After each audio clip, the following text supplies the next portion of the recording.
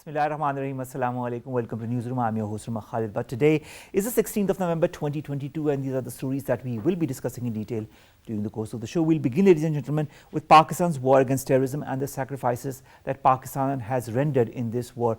Tens of thousands of our soldiers, of our defensemen, of our police personnel have laid down their lives for the defense of our motherland, to thwart all such attempts by the terrorists, by such organizations, by such elements that want to create instability in our country. In the latest detail, in Khyber Pakhtunkhwa, at least 6 police personnel have been martyred in an attack on a police van in district Laki Marwat, and of course it has been condemned nationwide, whether it be by our Prime Minister or by other senior officials. This comes in a spate of attacks in the region. Why is it happening? Who is behind it? Why is this happening in this period of time when a lot of things are happening for the better for Pakistan? Also, Pakistan is encountering the floods and the subsequent economic hurdles, but Pakistan is trying to fight that back also. So the timing seems very obvious and very odd at the same time. We will be discussing that in detail. Our second segment today concerns the latest as far as the Russia-Ukraine conflict is concerned. We'll talk about the NATO emergency meeting that was held, also the role of diplomacy to end any sort of conflict, especially this one. We've heard the latest as far as this missile that has landed in a Polish village recently, in which 2 people were killed. There have been accusations, counter accusations, but as far as the latest developments are concerned, all those point to Russia's non-involvement in this, and of course some of the fingers are pointing at Ukrainian defense systems, but of course only time will tell, and a proper investigation will let us know what was the exact cause of it. But world leaders are saying, and we will be talking about what they are saying to the world through their medias as far as this incident is concerned. Then we'll be talking about Pakistan's Ayla Majid, who has made history for being appointed Vice President of ACCA, first South Asian to hold this position in the 118-year history of the organization, and this is a first, and she is from Pakistan. So of course congratulations to Ayla, and we hope that she'll make Pakistan proud. Let's come and let's begin our show with our first segment, and that concerns Pakistan's war against terrorism and this latest incident that happened in Laki Marwat, in which at least 6 police personnel lost their lives. More in the following report.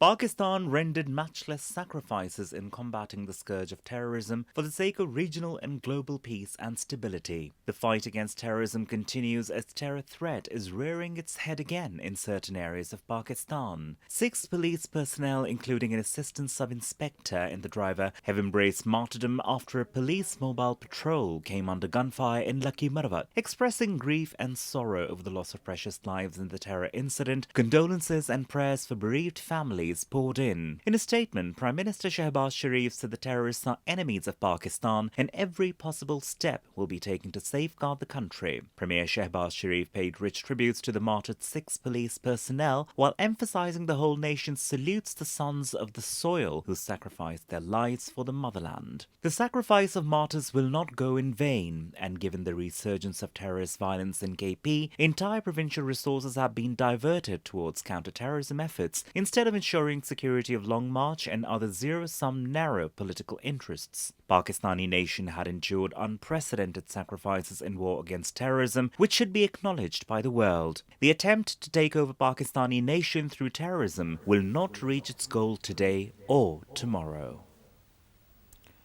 Brigadier Saad, who's an analyst, joins us online. Brigadier Saad, thank you very much to have joined us. This heinous incident that has occurred in Laki Marwat, in which at least 6 police personnel have lost their lives, were martyred. This is a spate of incidents that have been happening in the last few months. Who, in your point of view, is behind it? What is the aim or the objective or the spate of attacks that have been happening in the region? The problem of terrorism, wiped out from the territories that Pakistan controls, within the boundaries of Pakistan.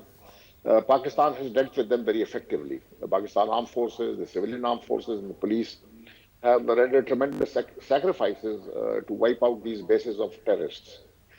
Now, Pakistan can do very little when the bases of the terrorists lie outside the borders of Pakistan. And unfortunately, there are a number of terrorist organizations which are based on the soil of Afghanistan.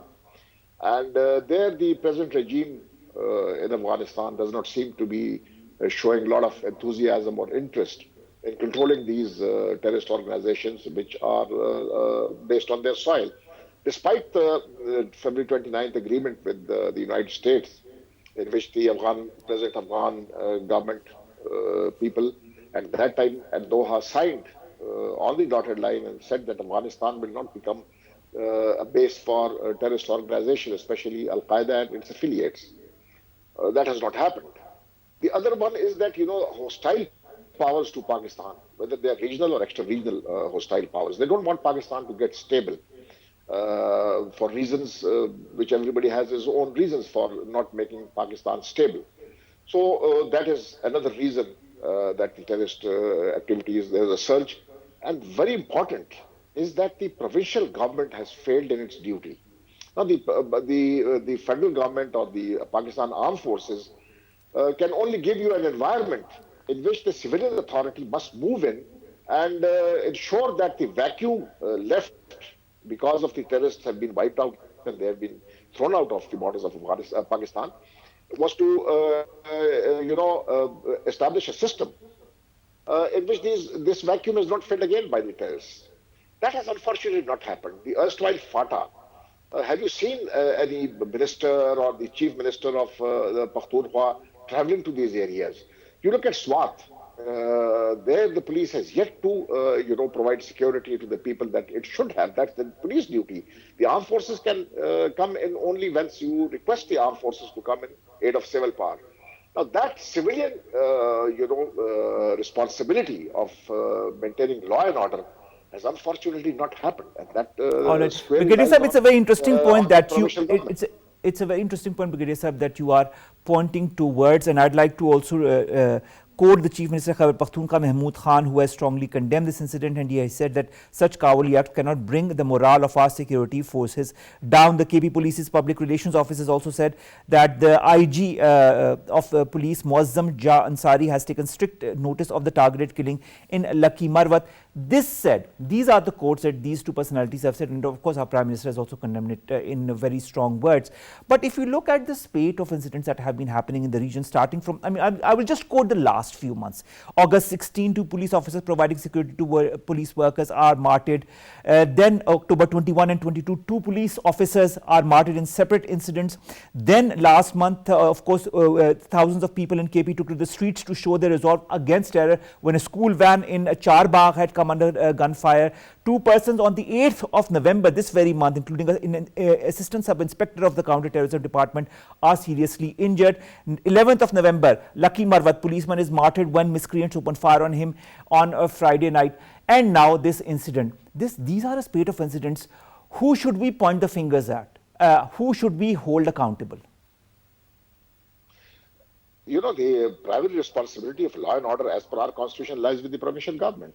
It is they who are supposed to ensure that the law and order situation in their areas is under control. Now, there could be a possibility that some of the terrorist organizations are so powerful that they would require a military intervention.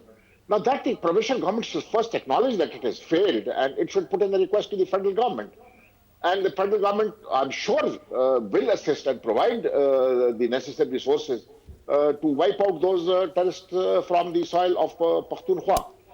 Now, the government seems to be more interested in marching towards Islamabad rather than controlling the law and order situation in its own boundaries. This the government must realize. Now, I'm not impressed with the press statements that they make or the police makes or anybody else makes.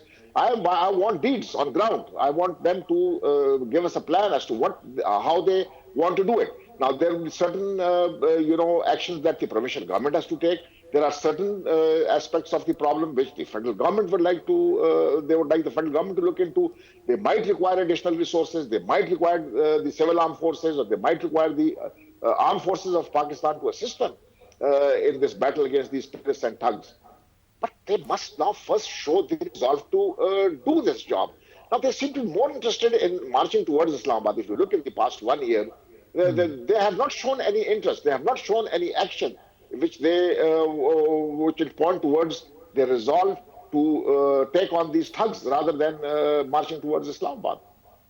I think the priorities need to be set straight as far as especially security related issues in any province, and that includes Khyber Pakhtunkhwa, because we are talking about it and the incidents that have occurred there. Let's go to our across the border in Afghanistan, Brigadier Saab, and talk about the security situation of Afghanistan and reports of a possible nexus of the IS, Daesh and the TTP. Do you feel such a nexus, if it has formed or if it is already there, threatens the security of the region, including Pakistan? And if so, what efforts need to be made? You have a point. Now, these terrorist organizations, they don't have a fixed ideology, and they don't have black and white lines in which they don't cross. It's a whole shade of gray when terrorist organizations with conflicting objectives, they can get together for one objective, do the mischief, and then go back. And they might at one time fight each other as a common threat. Now, Afghanistan in particular, now the TTP, not only now that it has a nexus with the IS, it has had a nexus all along with the IS, especially in Kunar, Nuristan, and Nangarhar areas. And if you look at the TTP affiliates that went across, they did cooperate with each other whenever it was required. They would also cooperate with the Taliban, and Taliban and the IS are mortal enemies. They don't like each other. But the TTP would work and hobnob with both of these terrorist organizations. Now, we need to, talk to the Afghan government. And I think a delegation is going to Afghanistan shortly, if I'm not wrong. And this point must be brought out firmly with Afghanistan, that Pakistan cannot accept such terrorist organization based on the Afghan soil, and they attack Pakistan. Now, we can do nothing if they want to, give refuge to some people there on their soil. But then those people should not be bothering Pakistan. They should not be carrying out terrorist attacks on Pakistan. Now, the other day, if you remember, a couple of days back, there was firing from the Afghan side at Steen Boldak Chaman area, in which one FC Jawan was shaheed and two others were injured. And the Babe Dosti is now closed till such time that the Afghans apprehend the culprit, and he's either handed over to Pakistan or he's given punishment in Afghanistan. That is not happening. Now, that is the level of cooperation that we must demand from the Afghan Taliban. And we have the abilities to, pressurize them so that, these terrorist organizations that are based on their soil, it's not the TTP, there are another 3-4 organizations which are based on their soil, that they must be stopped. And it is in their interest that these people are reined in.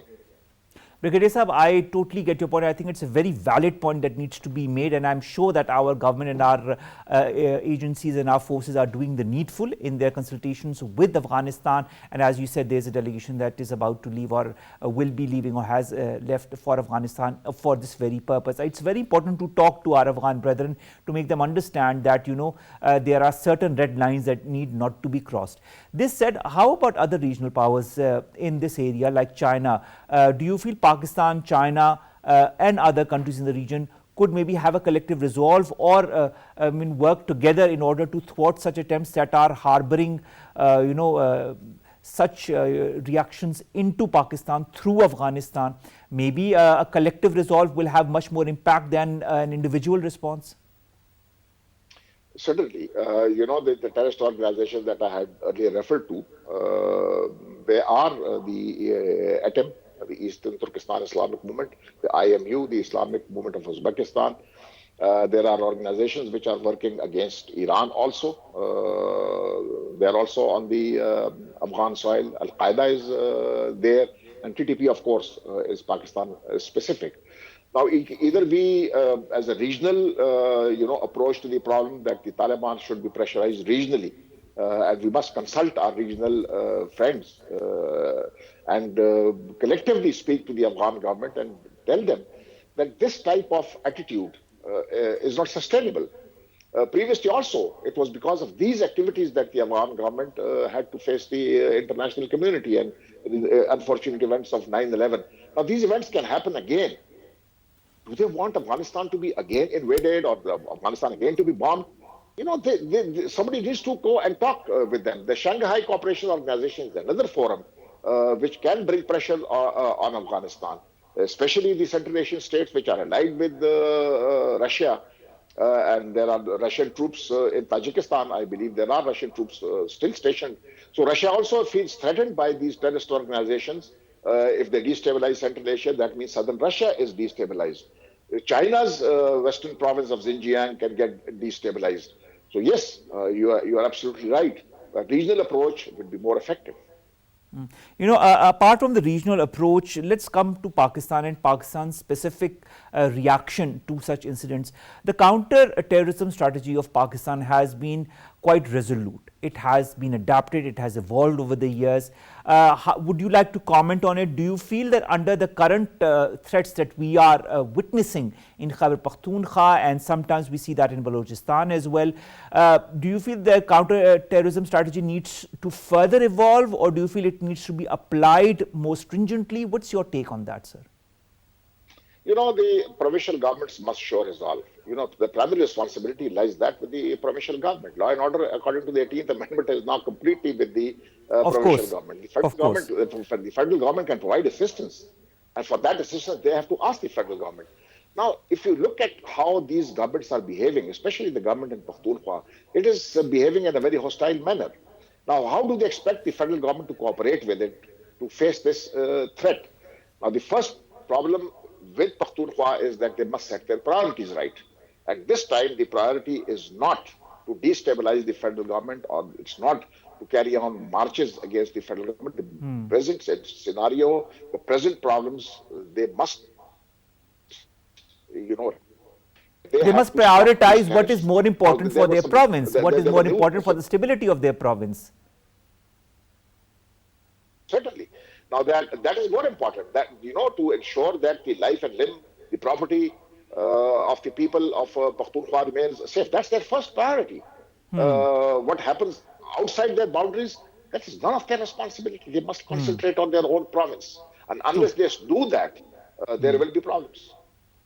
That is so true. Thank you so very much, Brigadier Saad Mohammed, Defence Analyst, joining us and talking to us about this latest heinous incident that has happened in Lucky Marwat, and how it is very important that the KP's provincial government prioritizes the security of its province as number one and looks at what are the reasons behind this spate of incidents that have been happening in the province over the last few months. Of course, there is a national action plan. There are also the counter-terrorism strategy of Pakistan. Things are very clear as far as how the provinces need to work, but under the 18th Amendment, the provinces need to tackle this on their own, but they can ask for the help of the armed forces or the federal government if need be.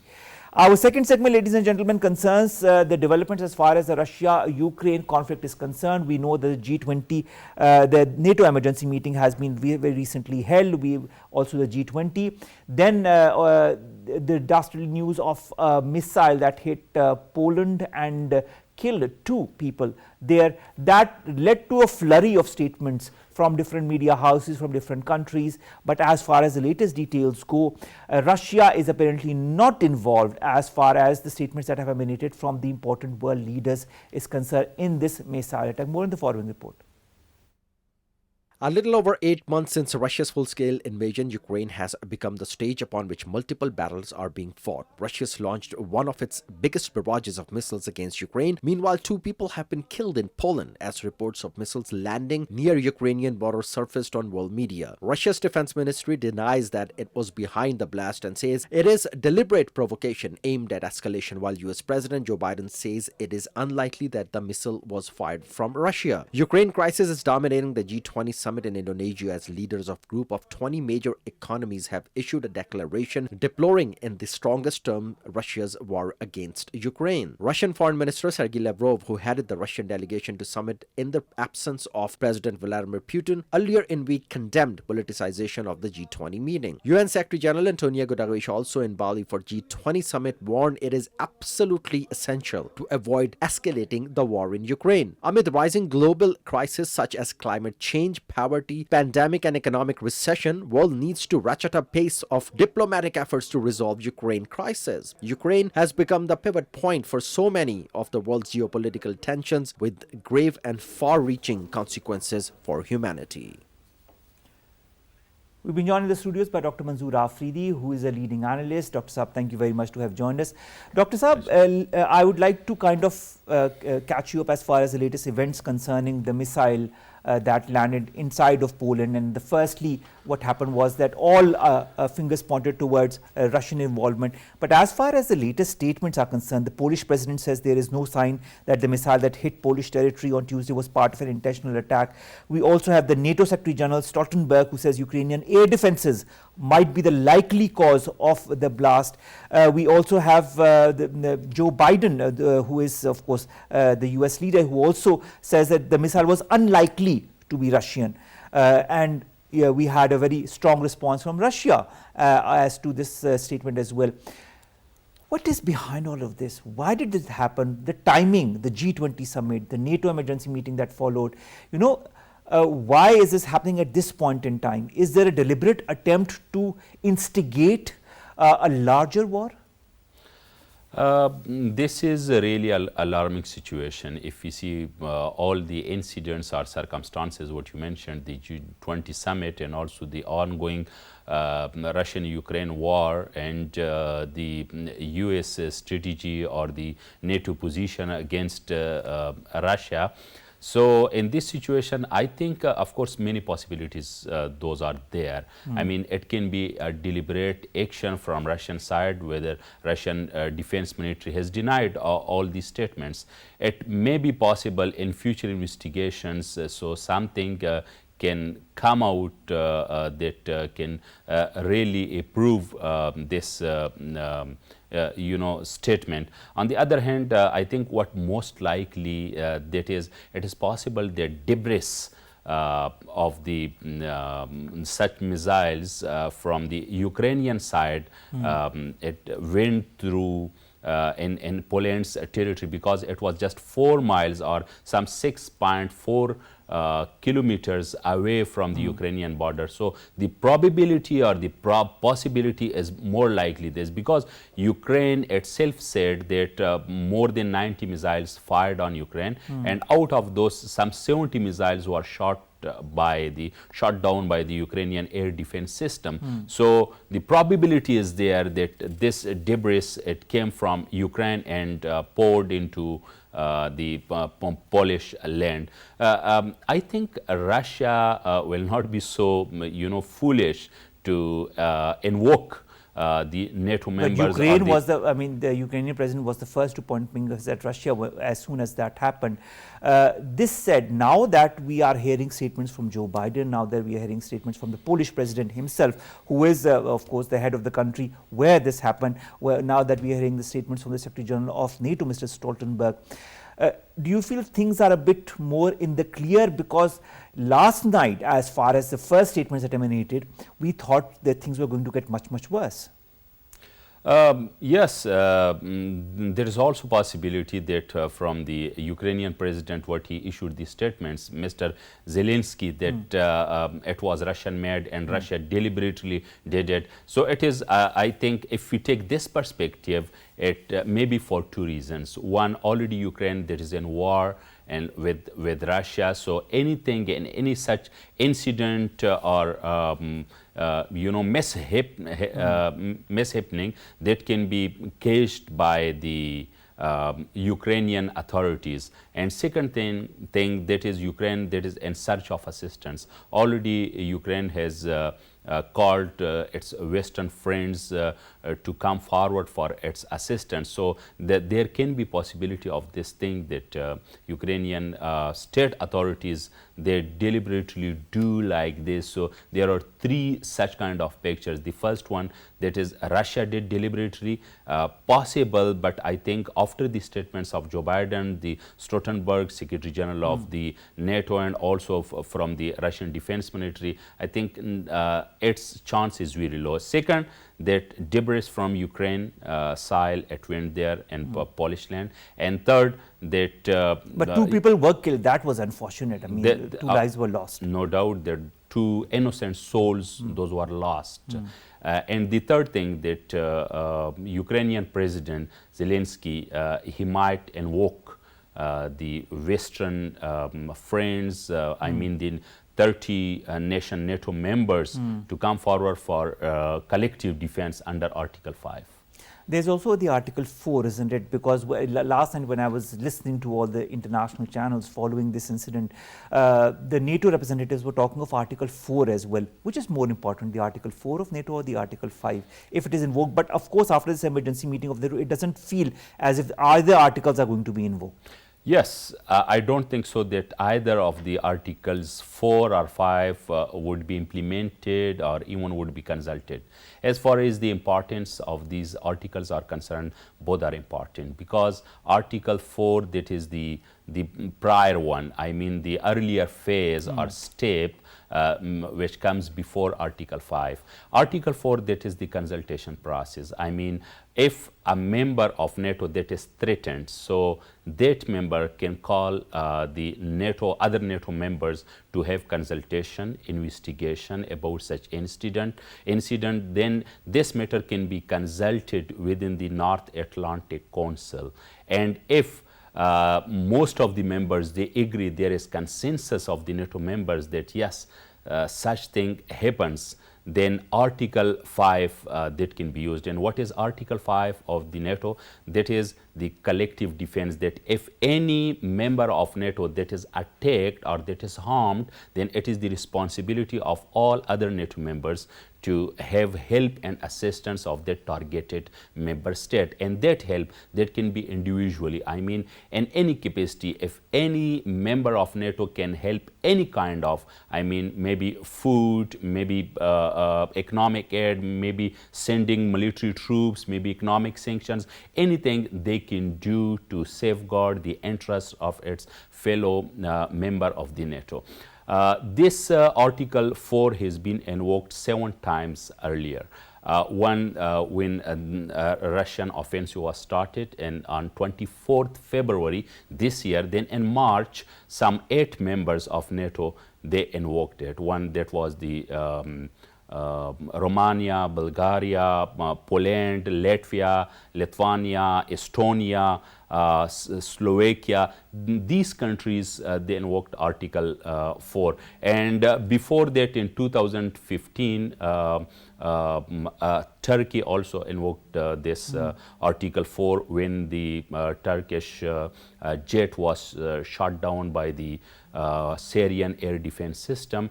And again in 2012, 2 times Turkey did it, when 4 civilians of Turkey, those were killed. And then Turkey demanded the NATO members to supply some missiles and defense system to Turkey. Then NATO did it. So these both articles of 4 and 5 of the NATO treaty, those are important. And it was also after the 9/11 attacks, it was invoked by the US, and then we have seen the war on terror and all the military operations of NATO there in Afghanistan. So in this situation, I think after the statements of these leaders of the prominent NATO members, I don't think so that anything can happen regarding these 2 articles. All right, that's a very interesting historical perspective that you gave us as far as the Articles 4 and 5 is concerned, because a lot of my colleagues did not know what Articles 4 and 5 were and when they were invoked. So it's a very interesting perspective that you've just pointed out to our viewers as well. Dr. Farah Naz, who's a Foreign Affairs Analyst, joins us online as well. Dr. Farah, thank you very much to have joined us. Dr. Farah, what a hullabaloo of statements and counter statements and accusations that have been happening since last night. Things are clearer now, aren't they, as far as this missile that landed in Poland and killed 2 people is concerned? Yeah, I think, Omar, everything is getting much more clear now. But if we look into perspective, what actually is happening in Europe altogether, I think Europeans and Ukrainians, they don't deserve it at first place. And the articles that you guys were discussing out of the four, particularly, which clearly state that there is any sort of insecurity prevailing in Europe, NATO countries have to group together and to come out with a solution. So here, if the problem is related to the NATO extension to the eastern border, then who's going to help Europeans in that context? With this one missile that got and hit Poland, I think the security, the alarm is really ringing everywhere in throughout Europe. And Europeans, they will never ever let it happen because they want to have a peaceful Europe altogether. So this whole situation is quite getting intense in terms of what should they do to come out of it. And will they be considering, war tactics as a solution to the problem which they are still thinking about? I think that is not bringing any fruits to them. So they have to come up with some other solutions that is all about negotiation. So probably through this emergency meeting which NATO has called, I think through that they will be probably reviewing or revisiting their existing strategies towards this Russia-Ukraine war, which probably they will be coming up with negotiations as a solution to the problem because they cannot afford to destabilize Europe altogether. But the fact remains, Dr. Farah Naz, it might not be the solution to the problem, but the problem is escalating, isn't it? With every passing day, with every passing month since the conflict has begun between these two countries, things are only escalating, and they are more or less at a tipping point, and that is what, when this missile attack happened in Poland, the missile that landed in Poland and killed 2 people was one of the tipping points. Had it gone another way, had the statements been different, maybe the situation could have been much more aggressive in nature, or dastardly as far as the geostrategic or geopolitical situation that the world is currently embroiled is concerned. Do you feel it is time for the world to kind of have a breather and move towards negotiations or an end to this conflict? Because if things continue in the same vein, we never know what the next tipping point might be. I think with the current world dynamics that is re-emerging, where we can say instability is really rising up in Turkey as well, and there could be potential as well. That's not the topic for today's discussions. We will not into those details, but I can see there is a lot more happening in the world, right? So probably the focus of the world powerful countries is shifting from Ukraine towards some other parts of the world. So they need to resolve the existing conflict. But here the problem is how to resolve it. One, either through war, through conflict, through means of pressure, and all of that is not really helping them. So they only have one solution, and that solution is through peaceful negotiations. Now, even in peaceful negotiations, there are, if we get into the very details of it, there are various nitty-gritty involved, where there is certain territories that is already taken by Russia in this recent war. So what will be the future of those territories? Well, what I could see is that probably Russia is going to retain all those territories. Then what will be the future of those people? Whether they're going to be following the Russian law, their legal system, or they're going to be independent. So there are several ifs and buts associated to that. Now, recently, the Kherson area where the Russian troops are moving back, what will be the future for that in terms of the negotiations, and then what is going to happen in the future? So I think even in the negotiations, it's not going to be a clear business. It is a very complex situation where even if Russia is stepping back, it is going to give the Ukraine and the Western countries behind Ukraine, giving them a leverage that they have defeated Russia. And Russia will stand on its verdict till the very end. It will not let it happen that other countries will believe that they have defeated Russia there. Because this is all about Russia's sovereignty, its security, its strategic position in Europe and all of that. So I think the concluding this entire Russia-Ukraine war is really, really challenging, and it brings along a lot of, ifs and buts to it. But overall, I can see is that there are some other avenues developing, more situations, conflicting instability developing in other parts of the world, so the attention probably is going to be diverted. And of course, this is a conflict that is going to evolve into something that might be more dangerous for the world, because now we were concentrating in a region that then it evolved and now it's steadily getting bigger. Dr. Manzoor Afridi, the conflict between Russia and Ukraine, in your point of view, we have been covering it. You've come as my guest in the previous shows discussing this as well. Where is it heading in your point of view? There is not a commonality of views as far as both sides are concerned, whether it be the Russian or the Ukrainian. How can we make them understand that the only way forward is through peaceful negotiation and talks? No issue can be solved without negotiations. We have seen, the human history has experienced major wars, great wars, even world wars, and all of them, they ended, most of them, with consultations and negotiations. To end this conflict, already the Ukrainian president has even presented some 10 points agenda. That is also the withdrawal of the Russian forces and a peace treaty between Ukraine and Russia, and also to create a peace zone in Eastern Europe and all such kind of things. And that proposal has been discussed even in the G20 conference summit in Bali. So I think now what the world leaders, they have to do, there is no way but only negotiations, table talks. But is the world, are those powers that side with Ukraine or Russia, are they ready for those talks? First thing, that is will. So is there will of these leaders?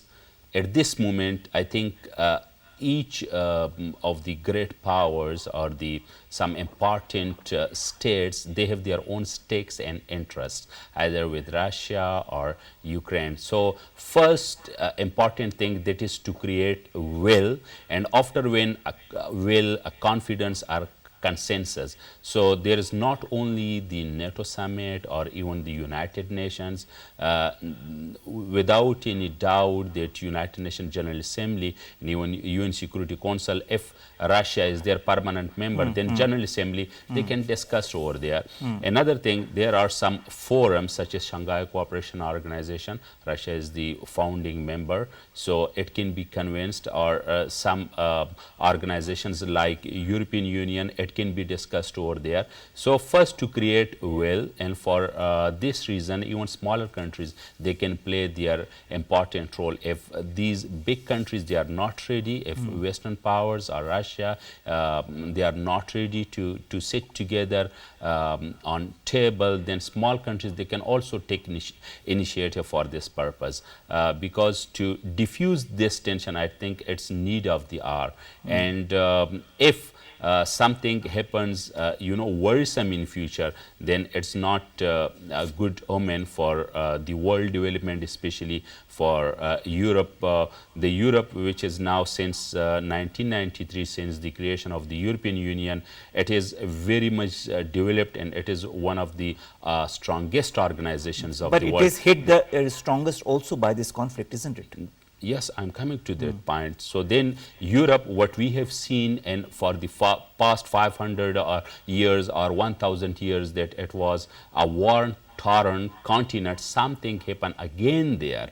So for this reason, I think Russia is not ready to have any kind of NATO involvement alongside its borders. So then also the Western European powers, including United States, the NATO members, they have also to take a step back to de-escalate this tension, then something fruitful can come out. All right. Dr. Farah Naz, at the G20 summit in Bali, there was, of course, a disagreement because the US and the allies backed a resolution condemning Russia's invasion of Ukraine, which Russia's foreign minister dismissed as unwarranted politicization. At the same time, when this incident happens in Poland, Joe Biden is one of the first leaders who also says that the missile was unlikely to be Russian, and it also garnered a very strong positive response from Russia. Where is this balancing act going as far as geopolitics in the world is concerned? I think that statement coming from the United States, where Biden said that probably it was not Russian missile, I think that was quite strange, because on one side they say it might not be Russian, but on the other side they say that the device itself explains that it was Russian made. So it was a bit complicating in that way. But overall, if I look into this conflict, I think this conflict needs to be resolved, but I don't see it happening in the near future, where it is not in the best interest of all those who are involved in it. But ultimately, if we look at the cost of the war is too big to be handled by not only Russia, but by Ukraine and by Europeans as well. Recently, we have been hearing a lot about that there are American boots on the Ukrainian soil who are helping them to fight the war. Well, fair enough. If Ukrainians, they need foreign forces to help and support them, they can always ask for help. But the thing is, whether through this war, they will be able to bring peace and stability in Europe, whatever happened due to this war, I think it is quite intense. Recently, you probably would have heard about that there is an Israel-Lebanon agreement that took place between the two of them. It's the maritime agreement that I'm speaking about. Through that agreement, there is again some controversial statements coming out that probably they are now Americans through Israel is trying to find an alternate energy resources for Europeans to replace the Russian gas. So when I compare that, I was trying to find some reason, some logic behind that kind of aspect. And I got that if it's really going to happen, so the Turk stream that is already existing there that provides gas from Russia to Europe via Turkey, that is as compared to the one which they probably will have through this new arrangement, is going to be the longest one. So if we just look at one part of it, like from this Lebanon to Turkey, that is 20 kilometers. That is too big. So it is probably going to be coming up with highly expensive commercial energy alternate resources for Europe that probably Europe won't be able to pay for. So Dr. Farah, the ultimate solution, of course, is a solution that we've all been discussing, negotiations for going forward to a peace process. The 10-point solution, as Mr. Zelensky had pointed out, maybe Russia has some objections on it, but maybe they'll come to a middle ground as far as coming to some kind of, an agreement as to move forward in an environment that could be conducive for the region and for the entire world. We have food insecurity as a result of that. We have an increased, danger of whether nuclear arsenal might be used, because there have been threats by Russia in the past as well. We don't know where all of this is going, and what happened in Poland. This missile that landed and killed 2 people was a very dangerous element in all of this conflict that could have had very, very dastardly repercussions. Thank God that the world leaders kind of came out with statements that were, of course, realistic, whether it be Joe Biden, whether it be the Polish president, whether it be the Secretary General of NATO. And of course, they are all waiting for the final results of the investigations to come out. Nevertheless, the statements point out towards a non-involvement from the Russian side. Thank you very much, Dr. Farah Naz. Thank you very much, Dr. Manzoor Afridi, to have joined us. It's an ongoing debate, and we just hope that one day we can talk and come in the studios and talk about the negotiations that have reaped fruit and have led to some kind of a settlement for the better for Russia and Ukraine. I hope in one show in the coming days might be able to discuss that with you, Dr. Manzoor Afridi. Inshallah, all hopes are pointed towards that. Let's come to our last story, ladies and gentlemen, and that as we try to do is we try to end on a positive note. Ayla Majid, who is a Pakistani national, has been elected as the Vice President of the ACCA. For Ayla, this is a remarkable feat, because in the 118 history of the organization, Never has there been a woman at this seat, and she's the first woman and of South Asian origin, and of course a Pakistani at that, who's come to this post. She joined ACCA in 2006. She's been serving on ACCA's Global Council since 2014. She's the first person from Pakistan and South Asia to be elected the Global Vice President in, I said, in the 118 years history. She has always promoted the role of women in governance.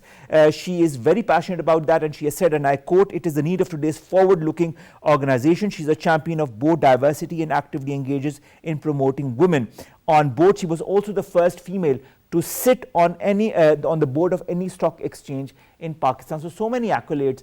We wish Ayla Majid all the very best, and I hope she makes Pakistan proud. I'm sure she will. With that, we come to an end of today's newsroom. Ladies and gentlemen, we'll see you inshallah tomorrow with new stories and segments that pertain to you, us and Pakistan. Till then, stay safe and of course help those who are in need because of the floods, whether in whichever capacity you can, as I always end my show with. Allah Hafiz.